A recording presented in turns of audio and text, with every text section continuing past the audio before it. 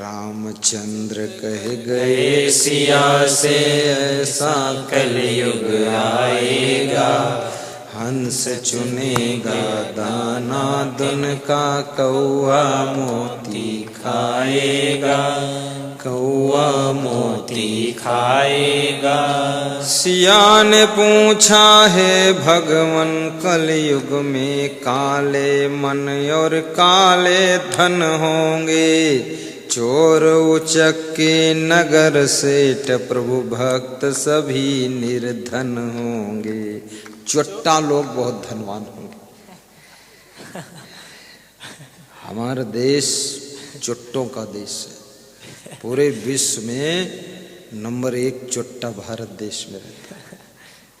चुट्टा और बदकट्टा और घूम रहा है छुट्टा।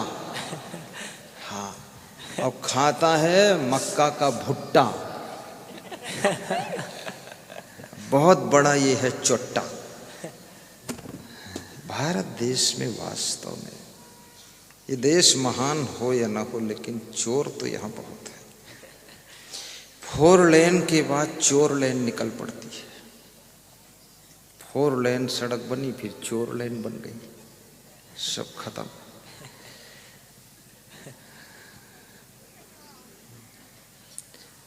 चोरी करने वालों को धन मिल सकता है, लेकिन सुख नहीं मिल सकता है, क्योंकि उनके मन में भय भरा रहता है।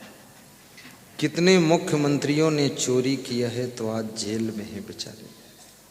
ओहो, कितनी शर्म की बात है। 1-2 बीघे खेत वाला किसान भी अपने घर में है, 2 रोटी सूखी रूखी खाता, सुबह शाम बच्चों के साथ रहता है। मुख्यमंत्री पद पर पहुंचने के बाद, मंत्री पद पर पहुंचने के बाद, इतना धन वेतन सब मिलने के बाद, मान सम्मान मिलने के बाद, देश का पैसा चोरी करके वो जेल में है। और फिर भी इतने बेशर्म है कि फिर भाषण कर रहा है कि मैं अभी जिंदा हूं। हद मार दी लोग। बेशर्मी की भी चरम सीमा पार। अरे मुख्यमंत्री और मंत्री का पद ही बहुत बड़ा है। धन तो हो न हो, लेकिन वही सम्मान तुम्हारा बहुत बड़ा है। धन ही सब कुछ थोड़े होता है, सम्मान भी तो कुछ चीज है, नाम भी तो कुछ चीज है। आप देखो, संसार में जिसका नाम नहीं है वो समझ लो जिंदा होते हुए भी मरा हुआ है, और जिसका मरने के बाद भी नाम है वो मरने के बाद भी लोगों के दिलों में जिंदा है। तो कम से कम इतना तो विचार करना चाहिए। कितनी महिलाएं सत्संग सुनने आती हैं, दूसरी महिला के कान के कुंडल नोच लेती। अपने कान से प्रवचन नहीं सुन रही, गुरुजी सुना क्या रहे, वो दूसरे कान का कुंडल नोच रही। किसी के गले का हार खींच लिया। अब जिसके गले की चैन खिंच गई, वो स्त्री बेचैन घूम रही कि मेरी चैन खो गई, और जिसने चैन खींच लिया उसकी भी चैन खो गई। उसको भय लग रहा कहीं पकड़ न ली जाऊं, जिसका खो गया है वो दुखी है, मैं क्या करूं। किसी की चैन भी मत चुराओ, किसी के गले का हार मत छुओ। दूसरे का सोना तुम्हारे लिए मिट्टी ढेला के समान होना चाहिए, और दूसरों की नारी तुम्हारे लिए पत्थर की शिला के समान होनी चाहिए। कामिन काष्ठ शिला पहचाने, तुलसी भूल गयो रसेहा, सुर नर प्रकट राम की देहा। कंचन को मृतिका समझाने, कामिन काष्ठ शिला पहचाने।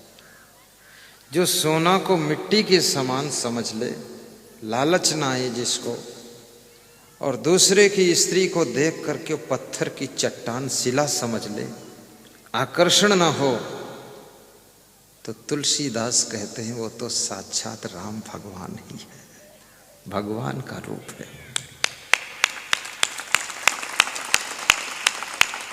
तुलसी भूल गयो रसेहा, सो नर प्रकट राम की देहा।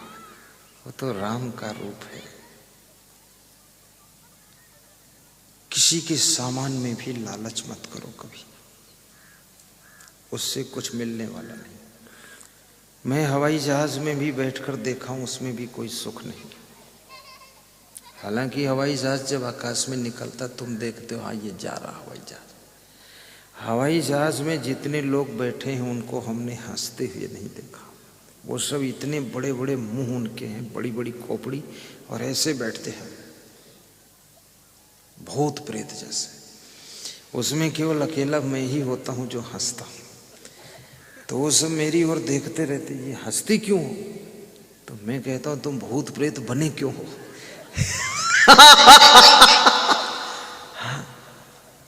भारी टेंशन में है वो सब लोग।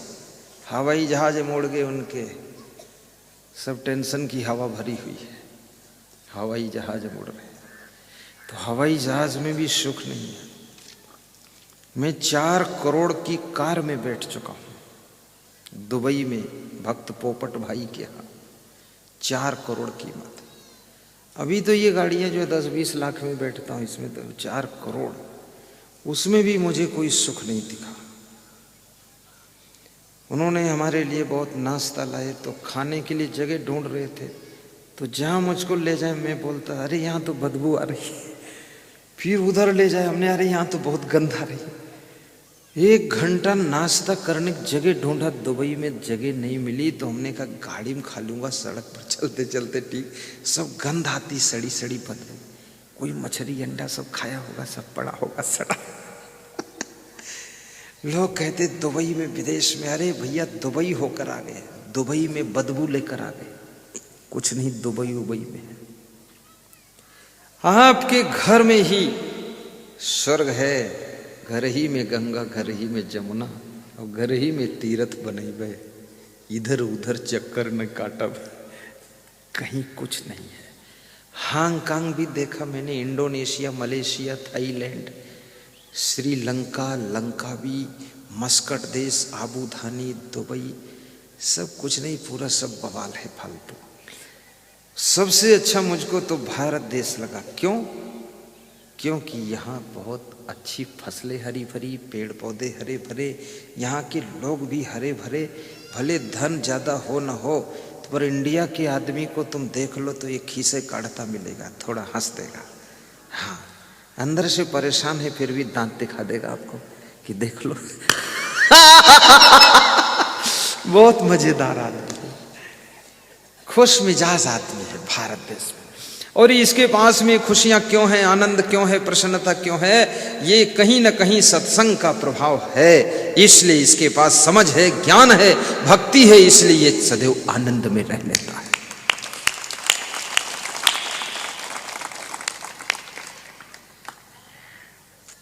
धर्मी तत्परता, मुखे मधुरता,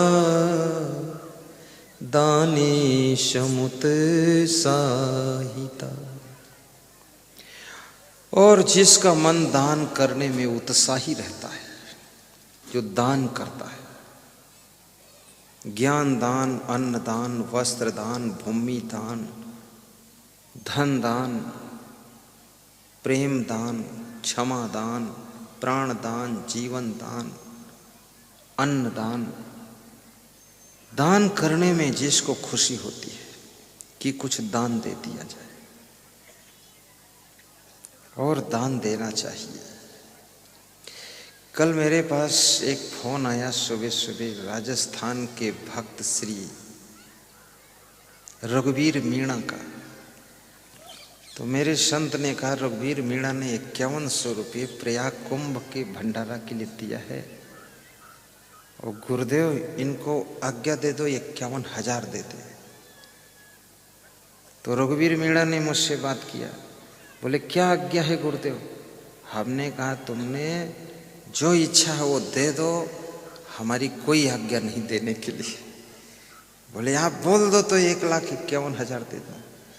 तो मैंने कहा मैं तुमसे नहीं बोलूँगा, इसलिए नहीं बोलूँगा कि नहीं बोलूँगा, इसलिए नहीं बोलूँगा। बोले क्यों नहीं बोलोगे? हमने कहा नहीं बोलूँगा। बोले फिर बोलोगे नहीं तो हम देंगे नहीं। तो हमने कहा तुम दो या न दो, लेकिन हम तुमको बोलेंगे नहीं। बोले क्यों नहीं बोलोगे? हमने कहा तुमको इसलिए नहीं बोलेंगे कि मैंने कभी नहीं बोला था, तो तुमने आस्था चैनल की 1 महीने की फीस 1,60,000 रुपये नगद हमको दे गए थे। अगर हम बोलते तो शायद 60,000 ही देते, लेकिन 1,60,000 अपने आप दे गए थे 22 साल की उम्र में। तो तुम्हारी जो इच्छा हो सेवा करो, दान में तुम्हारा मन हो करो, ना मन हो ना करो। क्योंकि दान जो हम देते हैं, ये दान, इसका पुण्य हमारे पास ही आता है लौट करके। इसका पुण्य ऐसा नहीं कि इधर उधर चला जाए, ये पुण्य हमको ही मिलता है दान का। राजा वीरभद्र के राज्य पर बलवान राजा ने चढ़ाई किया, राजपाट ले लिया। राजा वीरभद्र पति पत्नी राजा रानी मेहमान का भेष बना करके निकल गए। बलवान राजा के सैनिकों ने पकड़ा, तुम कौन हो? तो कहा हम मेहमान हैं, हमसे कोई मतलब नहीं। तो छोड़ दिया, तो राज से बाहर हो गए। थोड़े दिन रिश्तेदारों के यहाँ कुछ खाया पिया, रिश्तेदार भी सम्मान करना बंद कर दीजिए। ये तुम्हारे पास अगर कुछ ना हो तो रिश्तेदार भी तुम्हारा सम्मान नहीं करेगा, ये भी याद रखना। इसलिए मैं आपसे निवेदन करूंगा कि आप अपने को मजबूत बनाइए, अन्यथा तुम्हारे घर से कोई रिश्तेदारी भी नहीं जोड़ेगा। ना तो बेटी देगा, ना तुम्हारी बेटी लेगा। तुम्हारे घर में सब कुंवारे लोग पड़े रहेंगे। इसलिए मैं निवेदन करता हूं कि आपसे कि हमेशा धनवान भी रहो, गुणवान भी रहो, और ऐसे काम करो जिससे तुम्हारा नाम भी रहे।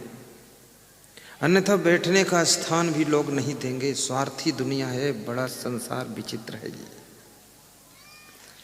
तुम्हारे जो बहुत धनवान रिश्तेदार हैं वे तुमको सोच समझ कर न्योता देते हैं कि अरे कमजोर है, दे दो, अच्छा कोई बात नहीं, तो न्योता भी देना बंद कर देते हैं। ये दारू पीने से काम नहीं चलेगा, बीड़ी सुट सुट पीने से काम नहीं चलेगा। आपको संपन्न होना पड़ेगा, तभी आपको रिश्तेदारों में कद्र मिलेगी, अन्यथा कद्र नहीं होगी, अभद्र व्यवहार होगा आपके साथ। और साधु संत में भी अगर कमजोर हो गए ना, तो साधु संत को दूसरा साधु संत भी नहीं पूछेगा। इसमें भी लफड़ा है साधुओं में भी। मैं पहली बार गुजरात गया तो एक साधु ने मेरी ओर 1 रुपया फेंका, जोर से 10 फीट दूर गिरा रुपया। बोला ले लो चले जाओ। उसने सोचा ये भिखारी है, मुझको सोचा। और मैं तो पूरे इंडिया के सर्वे पर निकला था, मुझे देखना था लोग क्या करते हैं, कैसे करते हैं। तो 1 रुपया मेरे मन में पहले तो वह ना उठाऊं, फिर हमने सोचा ले लो, भागे भूत लंगोटी भली, 1 रुपया भी ठीक है। ले लिया मैंने।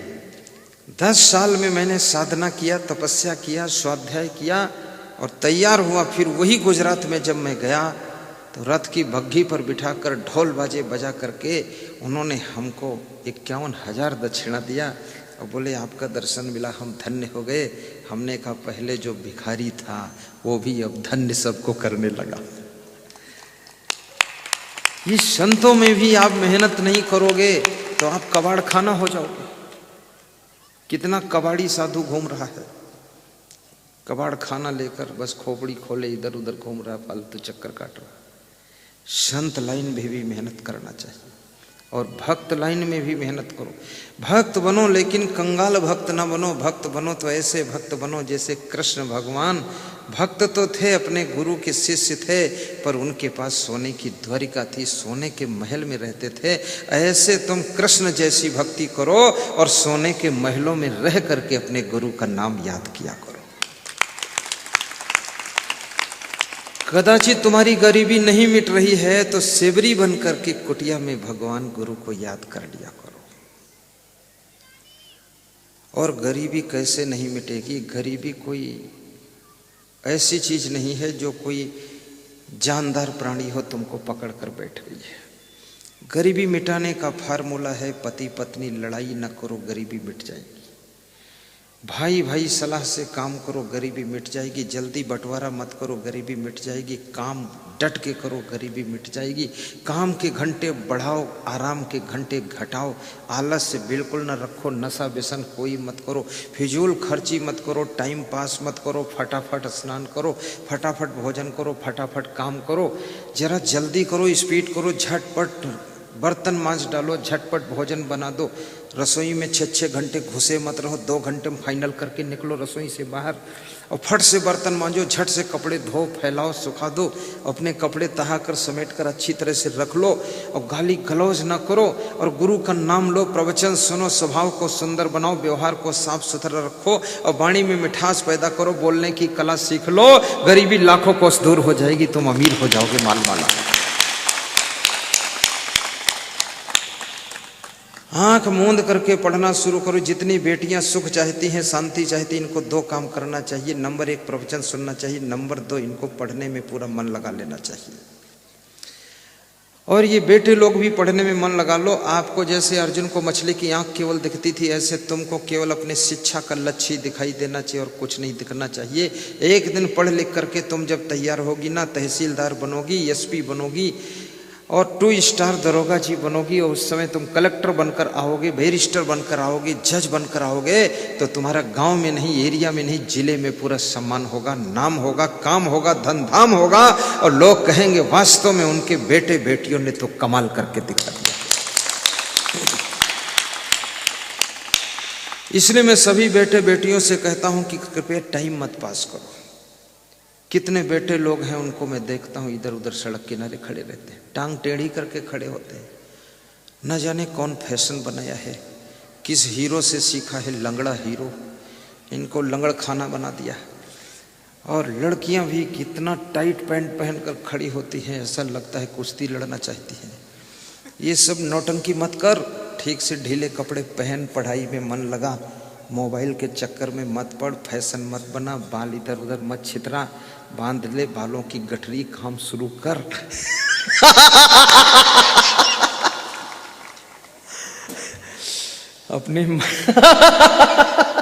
अपने माँ बाप को परेशान मत कर। और माँ बाप भी इतना कमजोर आत्मा है, वो कह भी नहीं पाता अपने बेटों बेटियों से ये तुम क्या कर रहे हो। इतना डरा हुआ है, जिंदा है वही बहुत नहीं, अब तक मर भी जाता घर में।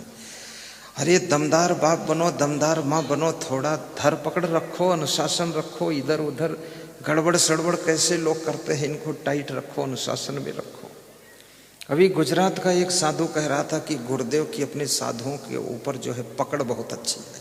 हमने कहा पकड़ सकड़ नहीं, साधु खुद ही समझदार है और अनुशासन अपने आप मानता है। जो शिष्य अपने गुरु के अनुशासन में नहीं रह सकता वो शिष्य बिगड़ जाएगा। जो बेटा बेटी अपने माता पिता गार्जियन के अनुशासन में नहीं रहेंगे वो भी बिगड़ जाएंगे। ये संसार तो माया का संसार है, यहाँ तो बिगड़ने में देर नहीं लगती, सुधरने में बहुत देर लग जाती है। नीचे गिरने में क्या देर है। एक छोटा सा बच्चा भी बाल्टी को रस्सी में बांधकर कुएं में लटका कर गिरा देता है और कुएं में पहुंचते ही बाल्टी डूब जाती, पानी से भर जाती। उसके बाद वो बच्चा जब बाल्टी को ऊपर खींचता तो खींच नहीं पाता, तो चिल्लाता है कि पापा आइए, मम्मी आइए, बाल्टी को खींचिए। बाल्टी अब हमको खींच रही है अंदर कुएं में, क्योंकि ये बाल्टी वजन हो चुकी है, डूब चुकी है, वो अंदर बच्चे को भी खींच रही है। तब उसका पापा आता है, दोनों भुजाओं की ताकत लगाता है और भरी हुई बाल्टी को निकाल कर बाहर लाता है। याद रखना, इसी प्रकार से अपनी जिंदगी की बाल्टी कुसंगत की कुएं में गिराना तो आसान है, बुराइयों में गिराना तो आसान है, लेकिन उन बुराइयों से जब जिंदगी की बाल्टी भर जाती है तो उसको खींच कर कुसंगत की कुएं से बाहर लाना बहुत कठिन होता है। फिर तो कोई सदगुरु का सहारा चाहिए। दाने समुत्साहिता है, इसलिए खुले हृदय से दान किया करो। इस समय दान करने का बहुत अच्छा अवसर है। नए वर्ष का प्रथम महीना है। नए वर्ष में दान करने से जिंदगी में नयापन आता है, नया पुण्य हो जाता है। और प्रयाग में कुंभ चल रहा, कुंभ के लिए अन्नदान करने से अपने क्षेत्र में अकाल नहीं पड़ता है। सभी माताओं बहनों और पुरुषों से व्यास गादी निवेदन कर रही है कि कल आप अपने अपने घरों से इच्छा अनुसार अन्नदान दाल चावल और गेहूं ला सकते हैं, जो कुंभ मेला में कम से कम आपके कैंप में डेली 30,000 लोगों का भंडारा चलता रहेगा, निःशुल्क भंडारा, उनकी सेवा में आपका अन्नदान लगेगा, उसका पुण्य प्रयागराज से उमरिया जिले तक आ जाएगा। बहुत बड़ा पुण्य होता है इससे। और भाइयों बहनों, मैं ये भी कहूँगा आपसे, प्रयाग कुंभ के लिए आप लोग जो वहाँ, आप पहुँचो न पहुँचो कोई बात नहीं, लेकिन आपकी सेवा यदि पहुँच गई, जब सेवा यहाँ से वहाँ पहुँच सकती है तो वहाँ से पुण्य भी आपके यहाँ पहुँच सकता है, वो आपको प्राप्त होगा। इस मंडप में दान डिब्बे बंधे हुए हैं। ये दान डिब्बे केवल खाली ऐसे नहीं बंधे हुए, इसलिए बंधे हुए हैं कि इनमें कोई व्यक्ति ऐसा खाली नहीं जाना चाहिए जो दान न डाले। 10 रुपये, 50 रुपये, 100 रुपये, 500, 200, जितनी इच्छा हो इन डिब्बों में डालिए। ये आपका सीधा दान वहाँ लाखों भक्तों की सेवा में लगाया जाएगा और उस सेवा का पुण्य आपको ही प्राप्त होगा। एक अंधा भिखारी ट्रेन में भीख मांग रहा था।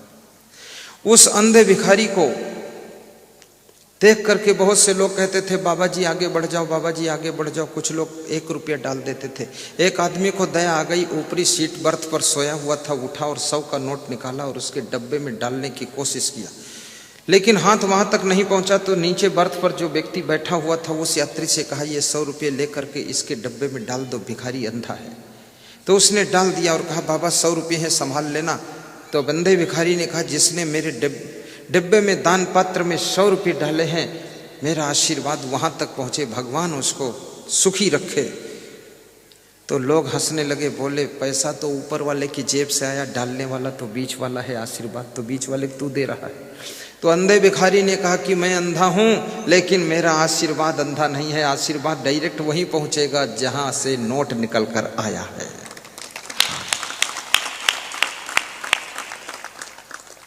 दारिद्र्यनाशनं दानं शीलं दुर्गतिनाशनम् अज्ञाननाशिनी प्रज्ञा भावना भयनाशिनी। सीधे बैठ जाओ, गौर से सुनना, बहुत अच्छी बात बताऊंगा। मित्रे अवंचकता, हे राम, तुम मित्रों के साथ में कपट नहीं करते हो, इसलिए तुम राम भगवान माने गए हो। जो मित्रता में शत्रुता का धर्म नहीं करता है। बादशाह अकबर और बीरबल मुख्यमंत्री, बीरबल ब्राह्मण थे, बादशाह अकबर मुसलमान थे, उनके मुख्यमंत्री बीरबल थे। बीरबल बहुत बुद्धिमान थे। बीरबल मुख्यमंत्री भी थे और मित्र के समान बादशाह अकबर उनको अपने साथ रखते थे, हमेशा साथ रखते थे। एक दिन बादशाह अकबर के मन में बहुत प्रेम जग गया और उन्होंने कहा कि आज मैं अपनी रानी के लिए सेव फल स्वयं चाकू से काट कर खिलाऊंगा। चाकू उठाया और सेव फल काटने लगे तो सेव फल काटने की आदत नहीं थी, प्रैक्टिस नहीं थी। सेव फल काटते काटते उनकी अंगुली कट गई, अंगुली से बहुत खून निकला और घाव हो गया। तो बीरबल अंगुली जब कटी देखते हैं तो बीरबल मुस्कुराते हैं कि वह पति धन्य है जो अपनी पत्नी के लिए सेव भी काटे, अंगुली भी काटे, तो क्या प्रेम है। अकबर को बुरा लगा कि ये मेरी टांटिंग कर रहा, मेरी अंगुली में दर्द हो रहा है। तो अकबर बादशाह ने कहा, बीरबल मेरी अंगुली में बहुत दर्द हो रहा है, मेरी अंगुली कट गई चाकू से। तो बीरबल ने कहा, जो हुआ वो अच्छा ही हुआ है, इसमें कुछ भी बुरा नहीं। अंगुली कट गई तो कम से कम अब कभी सेव भी नहीं काटोगे। क्या जरूरत थी रानी के लिए सेव काटने की, बहुत काटने वाली सब दासियां हैं। इतना प्रेम जता रहे हो, सेव काट रहे हो, चक्कू चला रहे हो। तो बादशाह अकबर को गुस्सा आ गई, बोले इसको जो है काल कोठरी में बंद कर दो। तो काल कोठरी में सजा दे दिया कि 2 महीने की सजा है, काल कोठरी में बंद रखो इसको। अब बीरबल मुख्यमंत्री काल कोठरी में जेल में बंद है बीरबल भी सोच रहा ये भी अच्छा हुआ, कम से कम 2 महीने तो रेस्ट मिलेगा। मूर्ख के चक्कर में रोज तिकड़म होता था, आराम से रहना। कितने लोग जेल में जाते वहाँ बहुत खुश होते हैं, क्योंकि जेल में बहुत से झंझटों से छुट्टी भी मिल जाती। एक तो घर की किचकिच से फुर्सत मिल गई, दूसरा ना तो वहाँ दुकान चलाना है ना कोई चुनाव लड़ना है, बस शांति से भजन करो, लेटे रहो, सोते रहो, थोड़ा बहुत काम कर दो, बस हो गया। और व्यवहार बना लो तो गीत गाते रहो, मस्त रहो। क्योंकि मैंने कई जेलों में बहुत प्रवचन दिए हैं, तो जो वहाँ के जेल अधीक्षक है, जेलर है, वो भी सब, जेलर भी तो जेल में ही रहता है, उसके अंदर वो भी है, 12 घंटे वहीं रहता है। जेल अधीक्षक भी रहता है, तो उसी में कैदी रहता, तो फर्क क्या उसमें? बस मन से मान लेना है, वो नौकरी करते तो रहते हैं और तुमने अपराध किया तो रहते हो। तो वहाँ मैंने देखा जेल अधीक्षक और जेलर भी दुखी है, वो सुखी नहीं है, उसको भी बहुत टेंशन है। इधर क्या हुआ, एक दिन शिकार खेलने के लिए बादशाह अकबर गए। छोटी सी सेना ले गए थे, तेज चाल वाले घोड़े पर बैठकर दौड़ा दिया घोड़ा, सैनिक पीछे छूट गए, आगे निकलते चले गए। आगे कुछ कबीले वालों का इलाका आ गया, तो कबीले वालों ने बादशाह अकबर को पकड़ लिया और बोले, अरे इसकी आज बलि चढ़ाएंगे, आज का दिन अच्छा है, वन देवता की बलि हो जाएगी, अकबर को पकड़ो। तो जब उसको बलि चढ़ाने चले तो उसके सब शरीरों को देखा तो उसकी अंगुली कटी थी। तो कबीले वालों ने कहा कि इसकी अंगुली कटी है, ये तो बलि चढ़ाने योग्य नहीं है, क्योंकि इसकी तो बलि कहीं चढ़ चुकी है, इसलिए इसको नहीं, तो छोड़ दिया। तो अकबर लौट कर जब आ रहा था तो सोच रहा था कि मुख्यमंत्री बीरबल ने कहा था अंगुली कटी, ये भी अच्छा ही हुआ है। तो वास्तव में अच्छा हुआ, अंगुली कटी न होती तो आज मेरी बलि हो जाती, ये लोग मुड़ काट देते मेरा। अकबर बादशाह खुश होकर आया और काल कोठरी से बीरबल को निकाला और धन्यवाद दिया कि तू धन्य है। एक बात तो बता दे, तूने कहा मेरी अंगुली कट गई तो कहा अच्छा ही हुआ, तो वास्तव में जान बच गई ने, कबीले वाले सब बलि चढ़ा देते हमको आज। लेकिन तू ये बचा, तू जेल में चला गया, काल कोठरी में चला गया, तो इसमें क्या अच्छा हुआ? तू कह रहा था जो ऊपर वाला करता अच्छा ही करता है, तो तू जेल में चला गया, मैं कर दिया, जेल में डाल दिया, तो इसमें तेरा क्या अच्छा हुआ? बोले मेरा अच्छा ये हुआ, अगर मुझे तुम सजा न देते, जेल में न डालते, तो मैं तुम्हारे साथ हमेशा रहता हूँ, हमेशा तुम साथ रखते हो, साथ लेकर के जाते, तो कबीले वालों ने जो तुमको पकड़ा था, तुम्हारी अंगुली कटी थी, तुम्हारी बलि नहीं किया, और मैं ठीक ठाक था तो मेरी बलि कर देते। इसलिए मुझे जेल में डाल दिया, तो वो भी अच्छा ही हुआ, हम भी बच गए, तुम भी बच गए। तो जो भी ऊपर वाला करता वो अच्छा ही करता है। बड़ी भाग्य मानुष तन पावा, सुर दुर्लभ सद्ग्रंथन गावा।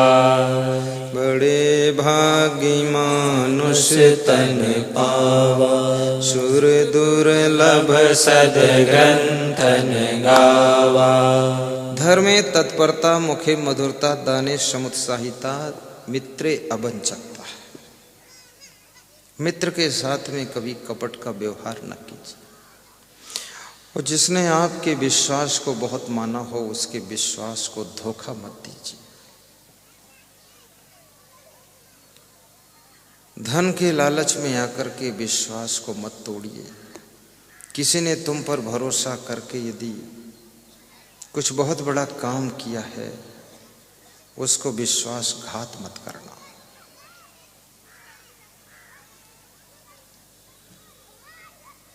बहुत बड़ी बात है, गौर से इसको समझना। मित्रे अवंचकता, गुरु विनीयता। और जो व्यक्ति अपने से बड़ों से सदैव विनम्र रहता है, ये राम का गुण है, जो विनम्रता पूर्वक सबके साथ व्यवहार करता है। अहंकार हमेशा तुम्हारा नुकसान करता है, अभिमान हमेशा तुमको नीचे गिराता है। नम्रता हमेशा तुमको बड़ा बना देती है। नानक नन्हे होए रहो जैसे नन्ही दूब, सबही घास जरी जात है दूब खूब की खूब। भाइयों बहनों, जंगल में एक बहुत बड़ा सरोवर था और सरोवर के किनारे बहुत सुंदर पार्क भी लगा हुआ था। पार्क में तरह तरह के फूल लगे हुए थे। उन फूलों में एक गुलाब का फूल लगा हुआ था और गुलाब का पौधा वो बहुत छोटा था, उसमें एक ही फूल था और उसके नीचे एक पत्ती गुलाब की थी। तो गुलाब की पत्ती बार बार मन में सोचती थी कि मेरा तो कोई महत्व ही नहीं है, मैं खामखा लगी हूं गुलाब के पौधे में। जो कोई आता गुलाब को देखता, गुलाब को धन्यवाद देता, गुलाब को छूता, गुलाब को सूंघता, और मैं फालतू इस गुलाब के साथ लटकी हुई हूं। मैं किस काम की, मेरा तो कोई सम्मान ही नहीं, कोई महत्व ही नहीं। ऐसा वो सोच रहा था। इतने में ही जोर से आंधी आई, तूफान आया, बरसात हुई, पानी जोर से बरसा, तो पेड़ पौधे जो थे सब लुढ़क गए, गिर गए। तो जो गुलाब की पत्ती थी वो भी टूट गई और टूट कर हवा में उड़ गई और उड़ करके सरोवर में जाकर गिर गई। और सरोवर में जाकर के जब गिरी तो पत्ती तो डूबती नहीं है, वो तैर रही थी पानी पर। तो उस सरोवर में एक चींटी डूब रही थी। उस पत्ती को देखकर चींटी पत्ती की ओर आती है और पत्ती का सहारा लेना चाहती है। तो गुलाब के पौधे की पत्ती कहती, आओ, हम कुछ नहीं कर सकती लेकिन तुमको बिठाकर किनारे लगा सकती है। तो उस पत्ती के ऊपर वो चींटी बैठ लेती है और पत्ती हवा के लहरों में बह करके जा करके किनारे लग जाती है और चींटी सरोवर से बाहर निकल जाती है। तूफान भी शांत हो जाता है। तब उस पत्ती को ऐसा लगा, चींटी से पूछा कि तुम्हारी जिंदगी बच गई। तो चींटी ने कहा, तुमको धन्यवाद है जो आज तुमने मेरी जिंदगी बचाई और हमको पार उतार दिया, मैं डूब जाती सरोवर में। तो उस पत्ती ने कहा, आज मुझको पता चला कि मेरी जिंदगी भी किसी की जिंदगी बचाने के काम में आ गई, इसलिए मुझे उस गुलाब के साथ लगे रहना ही ठीक था। ऐसे तुम किसी बड़े आदमी के साथ में लगे हुए हो तो तुम भी एक दिन किसी न किसी के काम आ जाओगे। ये मत सोचो कि मैं कोई महत्वपूर्ण नहीं हो, तुम भी बहुत महत्वपूर्ण हो सकते हो, तुम भी किसी के काम आ सकते हो।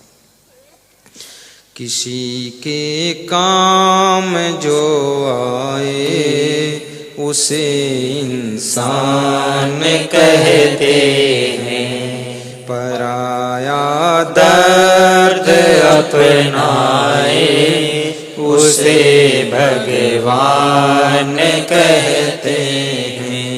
पराया दर्द अपनाए उसे भगवान कहते हैं। किसी के काम जो उसे इंसान कहते हैं, पराया दर्द अपनाए उसे भगवान कहते हैं, उसे भगवान कहते हैं। बोलिए सद्गुरु भगवान की जय। मित्रेय वंचकता गुरु विनीयता। नम्रता के साथ बड़े लोगों के साथ में भी लगे रहो, तुम भी किसी के जीवन की रक्षा कर सकोगे। चित्तहित गंभीरता। चाणक्य कहते हैं कि हे राम, आपके चित्त में चंचलता नहीं है, आपका चित्त बहुत गंभीर है, इसलिए तुम भगवान कहे गए हो। आचार्य शुचिता, आपके आचरण भी बहुत पवित्र है और साथ साथ में शास्त्रेषु विज्ञात्रता गुणे रसिकता, आप में विभिन्न प्रकार के नए नए गुणों को सीखने की भी कला है। हमेशा नए नए गुणों को सीखने की इच्छा रखिए कि कुछ नया सीखूं, कुछ बड़ा सीखूं, जिंदगी भर विद्यार्थी बने रहो।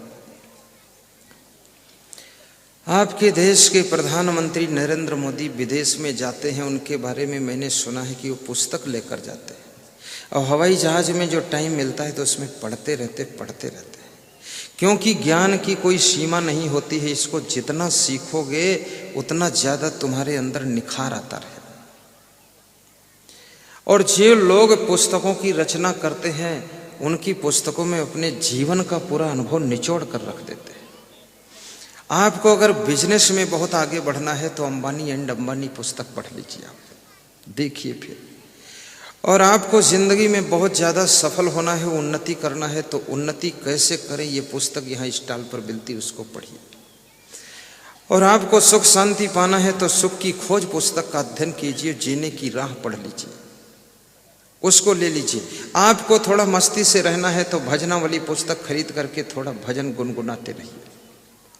और आपको ज़्यादा आनंद में रहना है तो आज मेरे पास में एक सज्जन आए थे, कह रहे थे मेरा बेटा ऐसा बेटा है कि आपका प्रवचन हमसे भी ज़्यादा सुनता रहता, हर समय सुनता है। प्रवचन सुनने से आप हमेशा आनंद में रहोगे। मोबाइल के यूट्यूब में प्रवचन सुनिए और उसको सब्सक्राइब भी कीजिए, और सब्सक्राइब करने के साथ साथ में लाइक कीजिए, और लाइक के बाद उसको जो है व्हाट्सएप में शेयर भी किया, उसका प्रचार प्रसार भी कीजिए। और आस्था भजन चैनल में रात्रि को 9 बजे टीवी में देखिए प्रवचन। और सज्जनों याद रखना, अपने रिश्तेदारों को भी बताइए कि ये एक प्रवचन आता है, इसको सुनिए, देखिए आपका दामाद कितना सुंदर हो जाएगा, आपके भांजे भी बहुत अच्छे हो जाएंगे सत्संग सुन करके, आपके सास ससुर भी सुधरेंगे और आपकी साली भी सुधर जाएगी। नहीं, कितने लोगों की तो साली इतनी खतरनाक है कि बहुत खतरे में डाल देती है, और कितने लोगों की सासू तो आतंकवादी है, कुछ न कुछ हुड़दंग मचाती रहती है। ये सास ससुर साली साला को भी सुधारना जरूरी है। तुम्हारी जिंदगी जिनसे जुड़ी है, अगर वे लोग गलती करेंगे तो भी तुमको अशांति पैदा हो। तुम कितने अच्छे हो लेकिन फिर भी तुमको पूरी शांति तभी मिलेगी जब तुमसे जुड़े हुए लोग भी अच्छे होना चाहिए, अन्यथा तुमको शांति नहीं मिलेगी।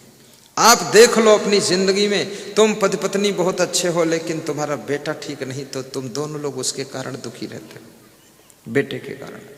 और बेटा भी ठीक है, बहू ठीक नहीं तो उसके कारण दुखी रहते हो। बहू बेटा ठीक है, बाप भी ठीक है, लेकिन तुम्हारी माँ ठीक नहीं है तो उसके कारण दुखी रहते हो। और माता पिता बेटा बहू सब ठीक है, लेकिन चाचा जी बहुत खतरनाक है, उसके कारण दुखी रहते हैं।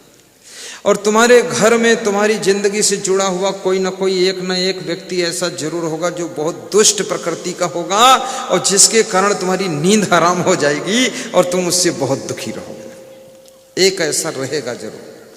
अगर एक भी तुम्हारी जिंदगी में दुष्ट नहीं है, बड़ा आनंद मंगल है, इसका मतलब तुमने 7 जन्म से कोई गलतियां नहीं किया है, बहुत पुण्य करके तुम पैदा हुए हो, इसलिए सब ठीक मिला हुआ।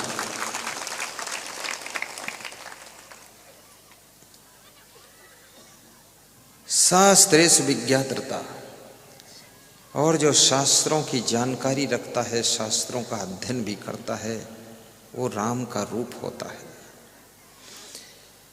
और कहते हैं कि रूपे सुंदरता, जिसका रूप सुंदर है, और शिवे भजनता, जो भक्ति भजन करता है, तो मस्त राघवा, हे राम ये सब गुण आप में है, इसलिए तुम भगवान हो।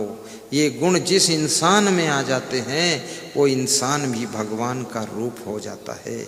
आप अपने को इंसान बनाइए, इंसान से भगवान बनाइए। भगवान को तो आपने नहीं देखा है, लेकिन भगवान का रूप स्वयं के अंदर प्रकट कीजिए। पराया दर्द अपनाए उसे भगवान कहते हैं, किसी के काम जो आए उसे इंसान कहते हैं। एक गुरु चेला जा रहे थे तो किसी खेत में एक मजदूर अपना थैला रखकर कपड़े उतार करके खेत में काम कर रहा था। मुश्किल से 200 रुपये दिन भर में कमाता था और फिर भी भजन गाता रहता था। तो चेला ने कहा कि इसका थैला उठा लूं क्या? तो गुरु ने कहा थैला मत उठाओ, इसके थैले में 200 रुपये 100 के 2 नोट रख दो जाकर के। तो उसके थैले में 100 के 2 नोट रख दिया चेला ने। और गुरु ने चेला से कहा कि अब आड़ में, झाड़ में, झाड़ी में छिप करके बैठो, क्या होने वाला है। तो जब वो मजदूर खेत में काम करके लौटा, शाम को अपना थैला खोला और देखा तो उसमें 2 नोट नए 100-100 के रखे हुए थे। तो उसने आकाश की ओर देखा और कहा कि ऊपर वाले की कृपा ऐसी है, आज मेरी माँ बीमार थी तो 200 रुपये मेरे थैले में ऊपर वाला रख कर चला गया, ऐसा कहा।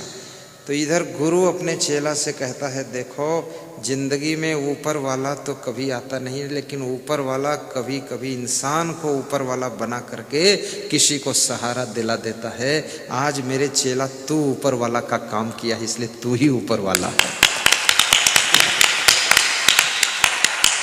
ऐसे कभी कभी दुखियारे लोगों के जीवन में ऊपर वाले बनकर काम करो, भगवान बन करके काम करो, महान बन करके काम करो। धन्य है ये धरती, धन्य है यहाँ के लोग। कबीर साहब कहते हैं, पोथी पढ़ी पढ़ी जग मुआ, पंडित हुआ न कोई, 2.5 अक्षर प्रेम का पढ़े सो पंडित होए। पोथियाँ पढ़ने से तुम पंडित नहीं बन सकते हो, परस्पर प्रेम से रहने से तुम बहुत बड़े पंडित कहलाओगे। आपस में प्रेम से रहना सीखो।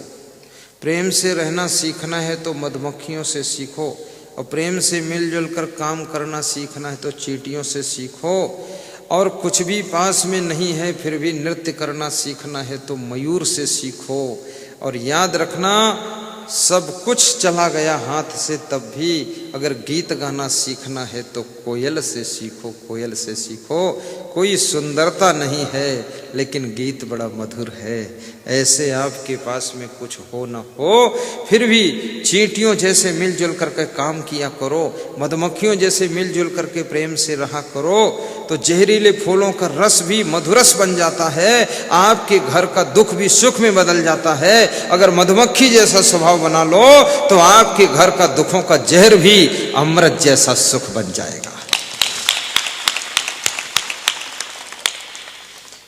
ढाई अक्षर प्रेम का पढ़े सो पंडित हो, पोथी पढ़ी पढ़ी जग मुआ, पंडित हुआ न कोई।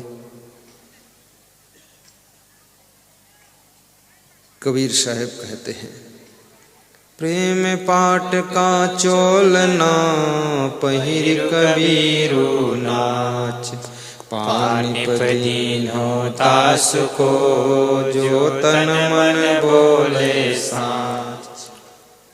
संत कबीर बहुत गहरी बात कह रहे हैं कि प्रेम रूपी कपड़ा पहन करके सुबह से लेकर के शाम तक तुम नाचते रहो। नाचने का अर्थ क्या है? कबीर जैसा बड़ा संत भी नाचने को कह रहा है। कबीर का नाचना कुछ और नाचना है। कबीर का नाचना ये कमर हिलाना वाला नाचना नहीं है। कबीर के नाचने का अर्थ है सुबह से लेकर के शाम तक जितने कार्य करते हो वे सब कार्य प्रेम पूर्वक करो। झाड़ू भी लगाओ तो प्रेम से लगाओ, और झाड़ू लगाने में अपना अपमान मत समझो। कितने लोगों के अंदर इतना अभिमान होता है कि झाड़ू नहीं लगाऊंगा, झाड़ू क्या कोई मैं भंगी हूं? तो उनसे पूछो, जब सुबह लेटरिन करते हो तो शौच क्यों करते हो? टट्टी साफ करते हो अपनी, ये तो मां भंगी तुम हो। फिर उसको मत साफ करो, टट्टी लगाए घूमो, खूब बदबू फैलाओ। तो उसको साफ करते हो, झाड़ू से कचड़ा नहीं साफ कर सकते। और फिर बड़ी मजे की बात यह है, झाड़ू लगाते लगाते आदमी कहाँ पहुंच जाता है।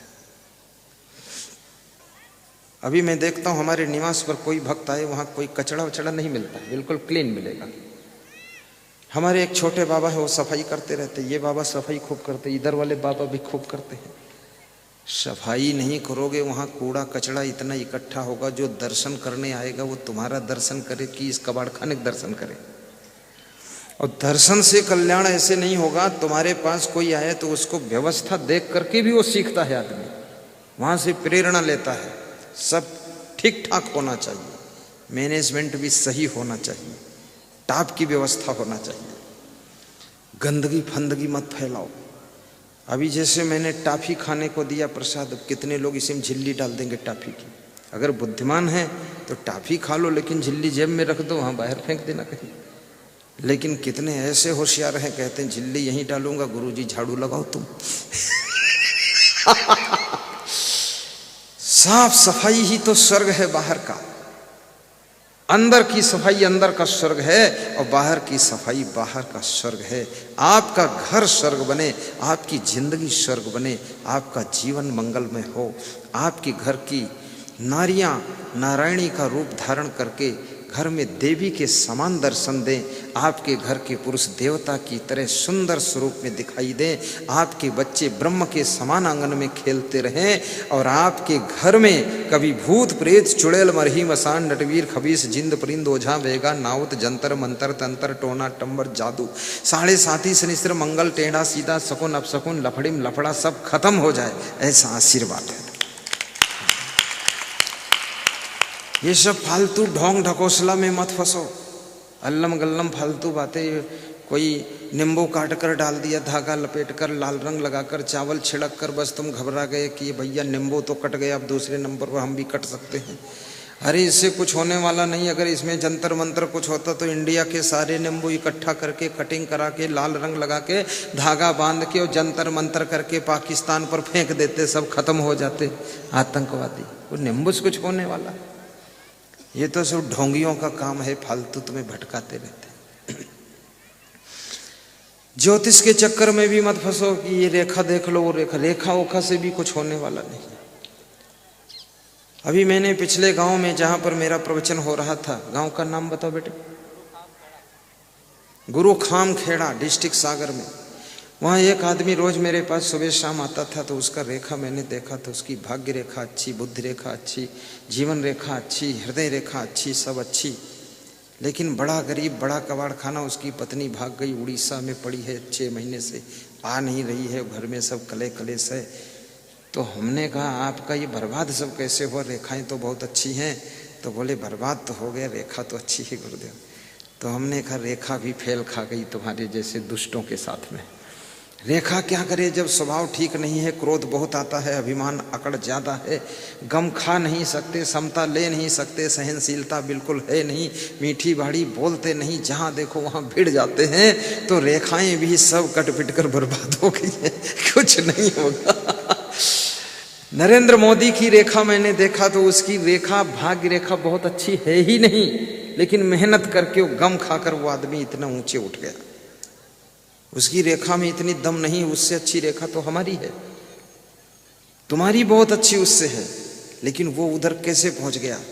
क्योंकि जो आदमी रेखा उखा से कुछ नहीं, जो आदमी अपने स्वभाव को अच्छा बनाता, चरित्र को अच्छा बनाता और वाणी को संभालता, अपने में निखार लाता, नए नए गुण धारण करता है, गम खा लेता है, सह लेता है और दबंग भी रहता है और विभिन्न गुणों का गुलदस्ता बनता है, उसके हाथ में रेखा हो ना हो, अरे रेखा छोड़ो, हाथ भी कट गया हो तो भी वो सफल हो जाएगा। हाँ, कहाँ टेंशन में फालतू पड़ते हैं। तो ऐसे जीवन को समझना, सब माताओं बहनों का भाग्य भी चमके, ऐसी मैं शुभकामना करता हूँ। और आपका चरित्र अच्छा रहे, आप कहीं इधर उधर यत्र तत्र अन्यत्र आकर्षित न हो, फालतू जगहों में आपका मन न फंसे, आप अपने लक्ष्य में हमेशा डूबे रहें, ऐसी मैं शुभकामना करता हूँ।